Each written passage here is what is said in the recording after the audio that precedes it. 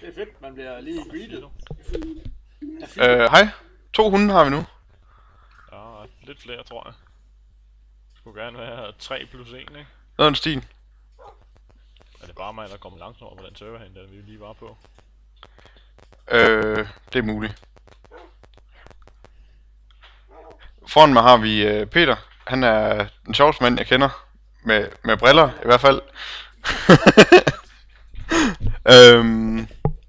Siden vi sidst så noget her, har vi spillet 4-5 timer eller sådan noget.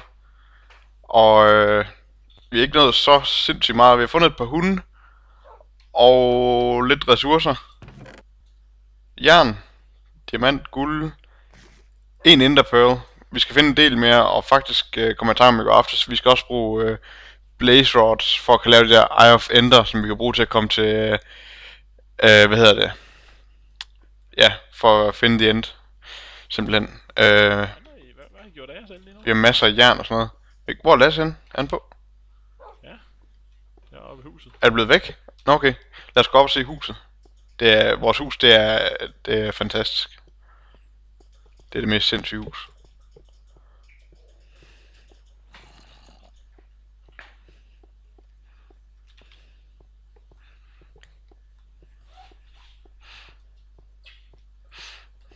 Lasse, hvad er der sket? Nå, der var du. Jeg står og kigger en hund op under halen, men Betryggende. den største ændring på huset siden sidst, det er nok, at vi har lavet en Peter-venlig knap. Har du prøvet den, Peter? Se om man kan nå ind.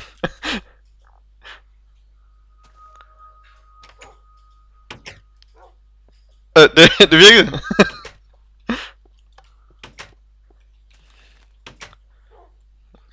Der er kilometervis af redstone til den knap der. Der skal lidt til, ja. Der forlænger Blok, der er 10 gange 10 svartiden. under huset, der bare er fyldt op med redstone circuits. Er noget en stil. Det er vanvittigt kompliceret. Eller også så er der en repeater inde i en kasse derinde. Men det ved vi. Ingen ved det, er vi snart. Nej. Nå, hvad er planen så? Ja, altså vi har kun én ender pearl endnu. Så der mangler vi jo akut, Enderman. kan man sige. Ja, vi skal ud og slagte nogle endermænd. Så det gør, at jeg bare skulle bruge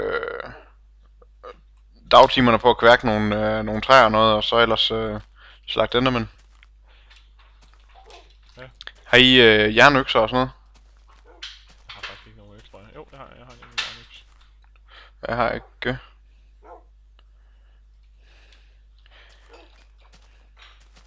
Nå, sten går nok også.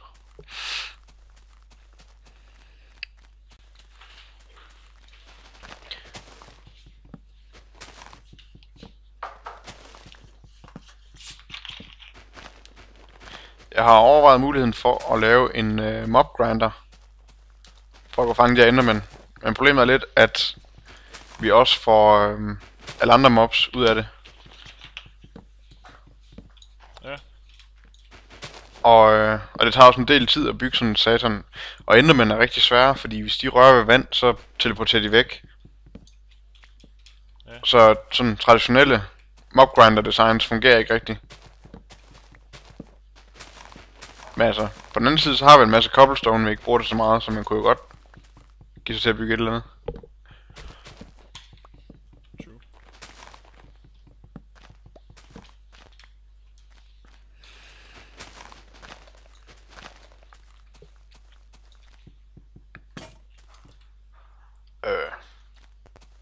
Nå, jeg tror lige, jeg henter noget jern.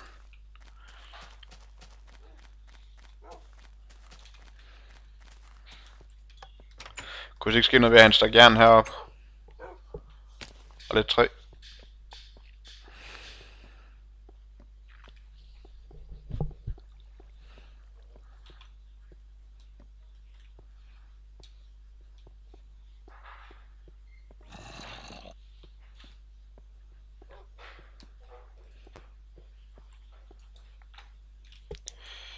tror lige, at jeg enchanter mit armor, bare for sjov skyld. Projectile Protection 2. Tja. også noget ved dine ærmer, havde du ikke, Peter?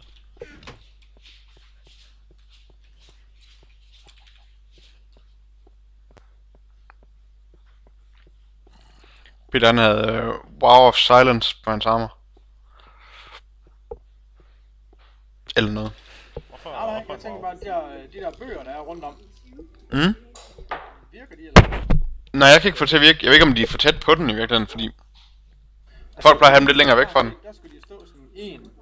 Altså der er der sådan en mellemrum, og Ja. så starter der en bogreol rundt om. We may have fucked it up.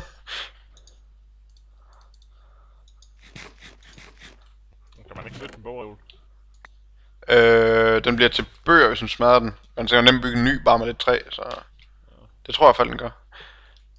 Jeg har lagt noget jern i kisten herinde i... Så det er sådan et lidt ala, hvad hedder det, hjem og fix stigereoler. Man kan ikke, når man flytter bøgerne frem, så bliver det slamt. Ja, det lyder sådan cirka rigtigt. Ikke for at sige noget dårligt om hjem og fix overhovedet, men...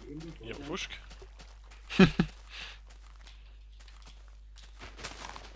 Det der med, at man skal hjem og fixe, er det dem, der arbejder der skal hjem og fikser bagefter? Det tror jeg. De bruger alle pengene på stoffer, og så... Ja. Og damer. Og damer. Det er et hårdt, men godt liv at arbejde hjem og fixe. Jeg skal bare holde de kæft, skal han.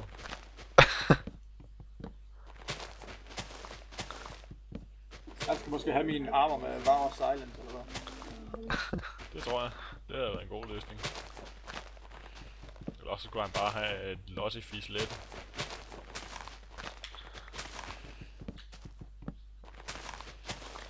Ja, det sagde nu bliver det mørkt. Og det ved vi alle sammen betyder. Og noget jeg hævde 2 træer ned. That's it. Sådan. Jeg fatter ikke, at jeg fik et knockback diamantsvær. Wee. Når formålet var, at vi ikke ville have Enderman til at flyve væk, men de skulle bare dø. Det kører for dig. Det er trick med at lave et lavt tag under en, når man... Hun her, den følger efter mig, så faldt jeg ned i sådan en cave for lige at snuppe noget jern, der var her lige oppe i kanten. Så falder den meget mere. Rest in pieces, Vito. Ja, den døde ikke. Sådan. Den døde ikke glad.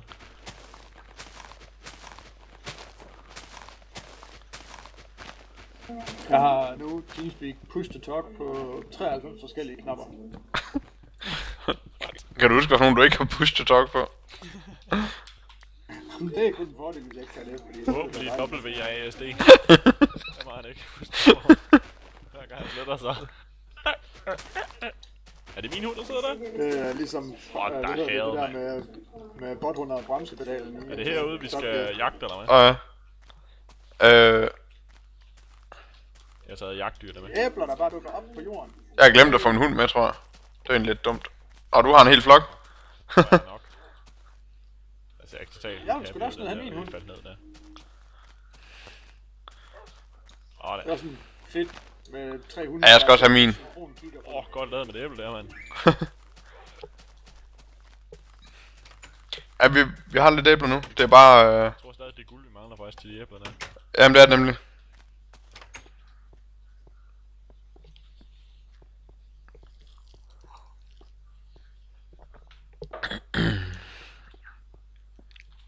Jamen, kommer I herud, eller hvad? Jeg troede, vi skulle ud og finde nogle endermænd.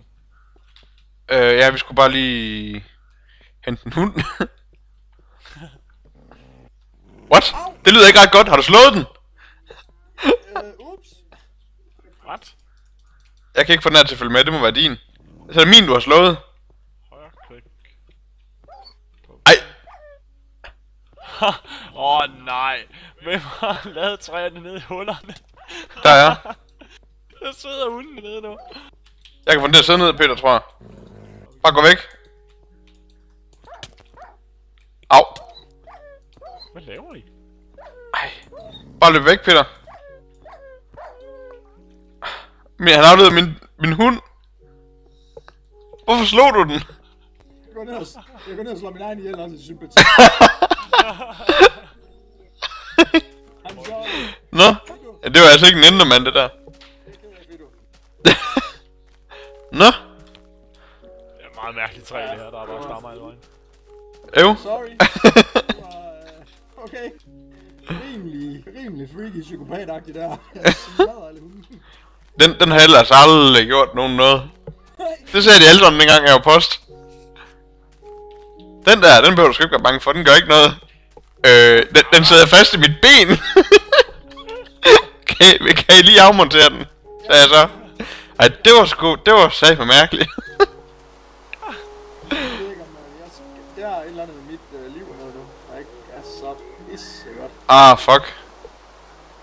Og vi laver på guld. Det går, du bare skal branchmine, Peter. Så I mener, jeg skal lige hernede og... Ja, Lasse, vil du med ud og finde Endermans? Jeg står bare ude og høvler lidt træer. Jeg bliver bare hernede og laver alt det kedelige, mens I laver alt det sjove. Det gør du. Det er en fin aftale. Det gør da være med det. Der er en... Wow. Den der vand. Ja. Ja, simpelthen. Men jeg så ikke, han stod stille, han fløj bare hen over landet. Ja. Der er et skelet derovre. 2. Øj, hvad? Den trådnede lige op så helvede derovre på den anden side. Ja, det må man sige. Det er kæft, mand. Jeg stod og kiggede på dem, så kom de bare lige der alle sammen. Okay. Nå, men vi må næsten bare gå rundt her langs med periferien, og se om ikke vi kan... Ja, det mener langs faklerne. Ja, præcis. Vi vinder. Hvad fanden laver der den høje hud, mand? Født dig. Slå mig en spark over nakken.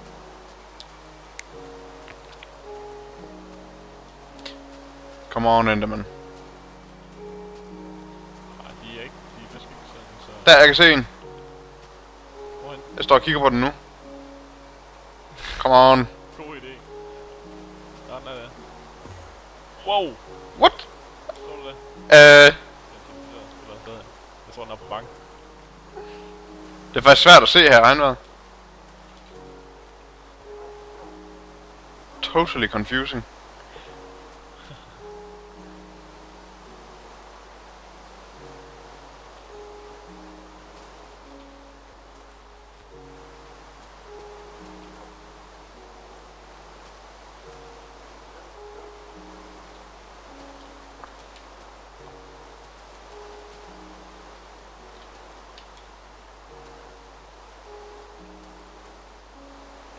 Prøv at gå op på den anden bakke her og se om jeg kan få øje på ham.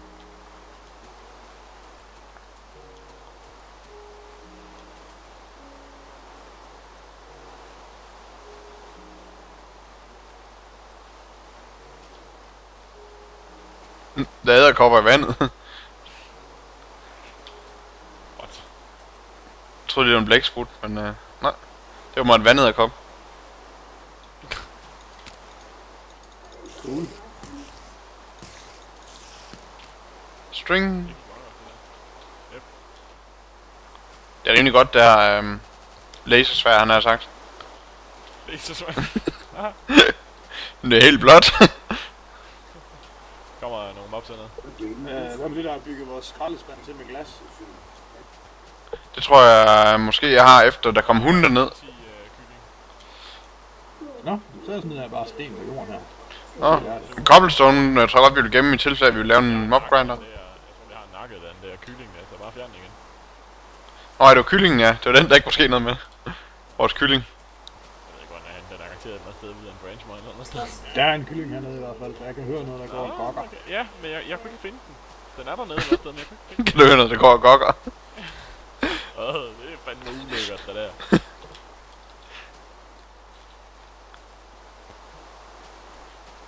er irriterende. Ja, den er hernede, den er hernede, den er hernede. Okay. Der er sne. Jeg tror, den teleporterede op med mig, eller hvad? Flyttede den så? Så det skide skelet der. Akla pil. Crap. Hvad er de rimelig evasive, de der Enderman? Det må man sige. Det var da crazy. Løt dig, lortehund. Ja, så får du sgu pile, du. Jeg synes, de er nogle kæmpe store wusses, de Enderman der. Ja, det er faktisk svært, end jeg sådan lige husker det. Jeg jagter dem. Jeg ville tro, de ville angribe, men det vil de jo ikke. Jeg tror faktisk, at der er noget med... Den er ikke særlig glad. Jeg kommer til at skyde en af de ulve der. Den er bare ikke særlig glad. Jeg tror noget med, at der er flere af dem i ørkenen eller sådan noget. Der var det der Dennis og mig, vi jagtede dem på den anden server. Det fungerede meget godt. Au, for helvede. Skudt der. Den kommer deroppe ad bakken. Ja. Jeg har ikke nogen pile, så jeg er ikke så god med de der dimser der. Au, fanden. Nak den. Der er en mere. Og jeg trækker mig tilbage. Kommer en zombie her. Ja, lad os tilbage til pakken. Det er ved at blive dag nu. Sløk. Der er møghul.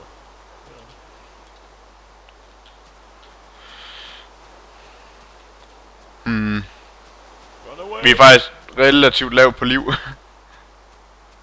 Jeg synes ikke, jeg har det så let.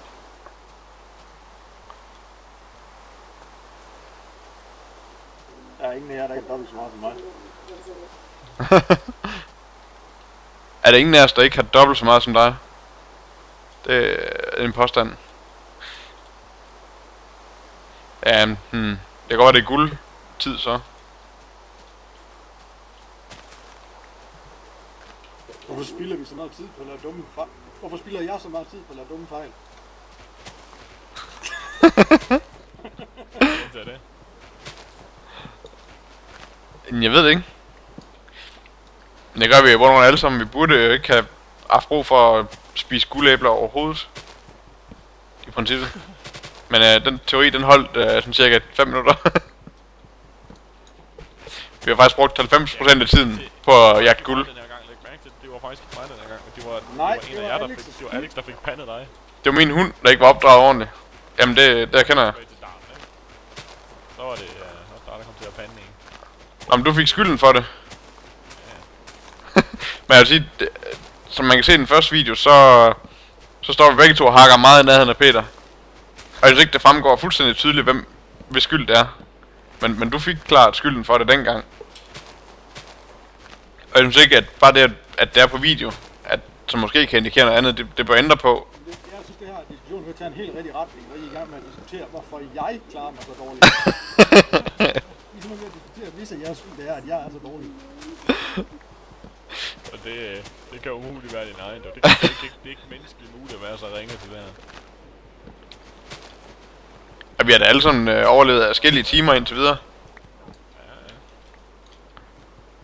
Det var også meget betryggende, så det ville jeg være stolt af, hvis det var noget virkelig. Vores første forsøg, det er jeg ikke sikker på, at jeg har lyst til at lægge online. Men vi havde et forsøg før det her på Ultra Hardcore. Hvor jeg tror vi klarede cirka 3 kvarter. Vi fik høstet en masse træer, og fik lavet en mine, og fandt kul og jern og sådan noget. Jeg gik meget op i det. Og så lige omkring dengang vi skulle til at dø af sult, så kan man tage om, det går ind i, at vi også skulle finde noget mad. Nej, det skete ikke, det der. Fuck. Det er lidt urutineret, det her. Det er træer, fordi den despawnede den der trappe op. Det gør jeg så også. Du var bare 10 gange højere op, end jeg var. Ja. Jeg skal ned og finde noget guld nu. Det her, det holder ikke. Vi er nødt til, at vi skal stokke op på guld, og så skal vi tage os sammen. Problemet det er lidt, at den hurtigste måde at stokke op på guld, det er at følge nogle af de der caves og sådan noget. Men der er jo også bare monster i. Ja. Altså æbler har været helvedes det. Okay. Vi har masser af æbler. Jeg har 3 på mig. Der ligger 11 eller sådan noget ude i kasserne der. Okay. Jamen så er det jo bare guld.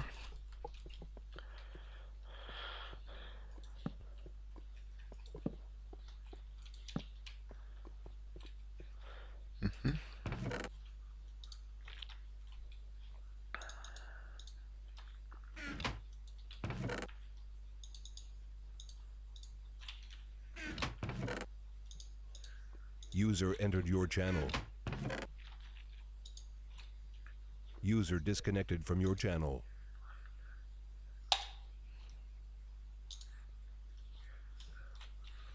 Oh, great.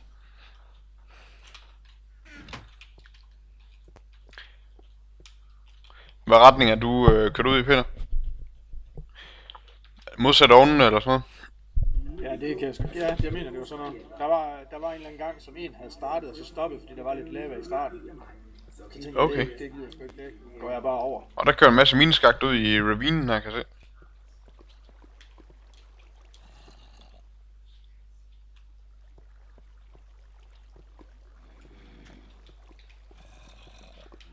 Den burde explore den der ravine der.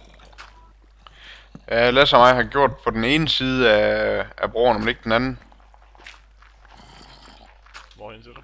Den ravine der, vi Den bor i. der tosset, mand. Den er sindssygt, jeg kan overhovedet ikke finde rundt i, mand. Og der er, jeg er bange for, at den er forbundet med den, der er i den tredje retning, jeg har startet der. Jeg ved ikke, om I ved, hvor det er henne. Der er også en ravine jo lige der i starten. Jamen, hvor kan det torden så meget, man kan høre det her nede i level 12,6, når de siger det. Er vi 100 meter under jorden, der burde være en vis lydisolering.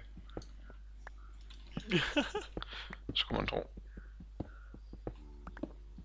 Kom nu med noget guld.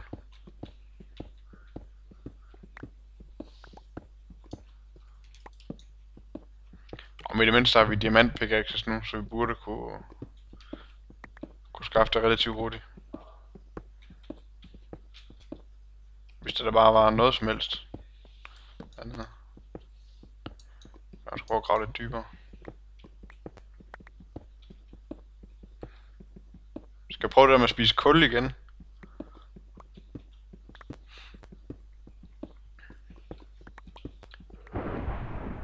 Hold da kæft, mand.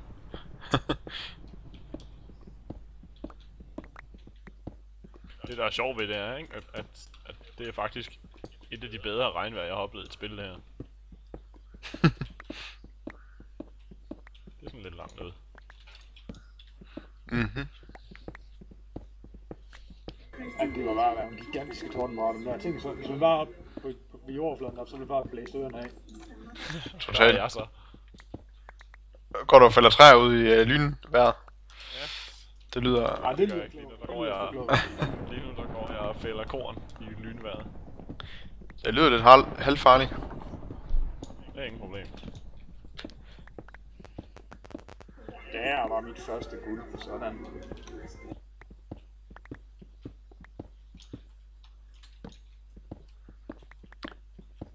Jeg finder redstone, og redstone, og redstone.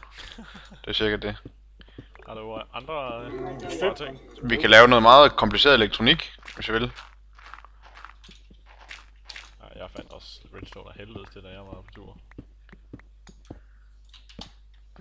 Jeg samler kun det op, der i vejen. Jeg tror, det er begrænset, hvor meget vi får brug for det.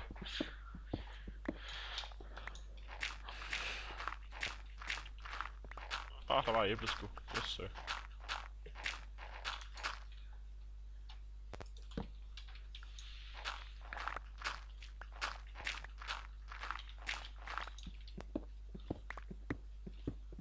Hvad hedder det? Apropos vores flyveting der, Peter. Jeg faldt over sådan en dokumentar på YouTube i går, sådan en time lang. Det var sådan noget amerikansk fjernsyn, det var totalt overdramatiseret, men det var faktisk ret interessant. Så det var om USS Eisenhower, som var på sådan noget træningsmission. Så det var... Jeg ved ikke, hvor mange Super Hornets læssede ind i et skib. Det lyder ret spændende. Ja, det var faktisk sådan så. Cool. De er 4.000 mennesker på sådan et hangarskib der. Hvad fanden tror du har gang i et fucking møgdyr? Flygt! Hvad? Au. Au. Nu er vi godt nok ved at være ringkørende efterhånden. Ringkørende, der er simpelthen indlagt forbud mod at opholde sig udendørs. Ja, det tror jeg også lige, jeg gør.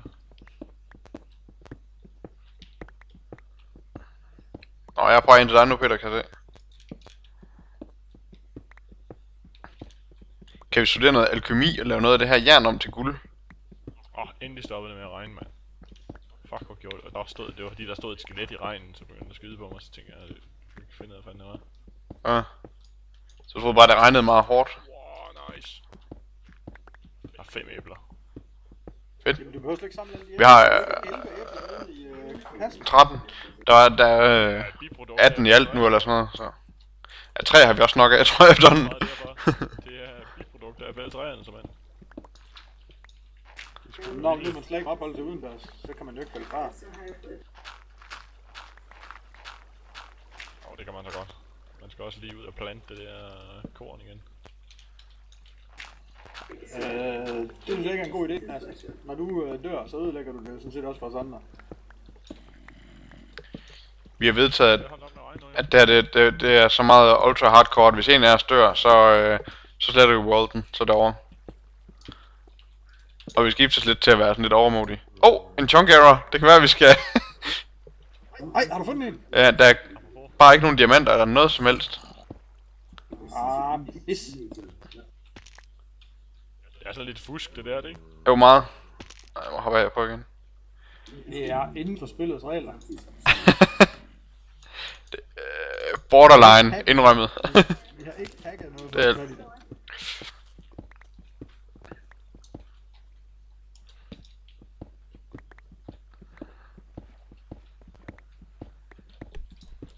Ej, det var sjovt, hvis man kunne se, at sådan 100 meter fremme, så er det bare... Det hele var diamanter.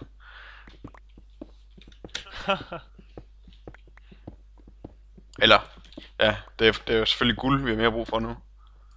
Og chancen for det har været. Utrolig meget guld i virkeligheden. Kæft, hvor er det træls der. Ja. Det er ikke så godt. Det kan godt være, at man næsten skal lave sådan en mob spawning room ting. Og så har man en knap, der kan dræbe alle mobs derinde. Så tryk på den, indtil man får en enderman. Jeg har en masse korn nu, skal jeg bare efterlade det her, eller hvad? Det ved jeg ikke. Jeg tror ikke, vi kan bruge det smart deroppe, kan vi? Det var dig, der plantede det, så du må have haft en plan med det. Mad og til hvis nu vi skal fange nogle dyr. Guld! Guld! Guld i begge retninger. Jeg har fundet en cave ting. Tunnelagtig demsedut. Mit lava. Jeg var lige over til højre, for der var du gravet tunnel, Peter. Ja, jeg stopper lige, fordi det er ved at komme så langt ind nu. Jeg tror, det er bedre at grave en ny tunnel, så jeg går lige ind og graver til højre for dig. Yes. Ja, min er jo sådan afstikker et lille stykke ind i din. Ja, det kunne jeg se. Jeg gør bare det samme igen nu. Ja, okay. Fedt. Så snupper jeg det her guld. Må se meget der. Jeg æder med meget lava her. Har jeg overhovedet været ude til de der ravines der, vi passerer, når vi kommer forbi? Jamen, det er jo en af dem, vi havde været nede i, Lasse. Ja, det er faktisk godt passe. Noget af det i hvert Vi fald. er over på, når du går op fra og ned, så er vi over på højre side af den. Og udforske det hele. Hvis man har brug af pilen, så kan man jo sådan rimelig sikkert udforske dem, og det er en rimelig hurtig vej til at finde ressourcer. Mere guld i den her cave. Nu kunne den godt nok forgrene så meget, det kan godt være, at jeg skulle passe en lille smule på. Nu var den over 3 over. Gå og bygge en væg, og så bare tunnel derind, så er det rimelig safe.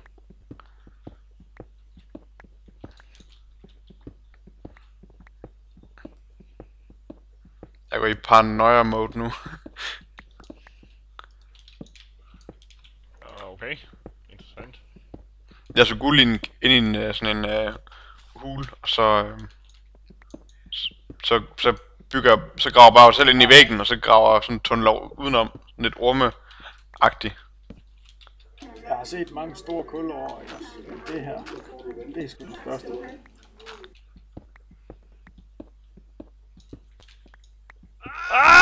No! Nej! What the fuck? Shit. Vi starter forfra, eller hvad? Fuck, jeg er langt væk, mand. Jamen det skal man. Ej. Det var det helt ærgerligt. Too bad.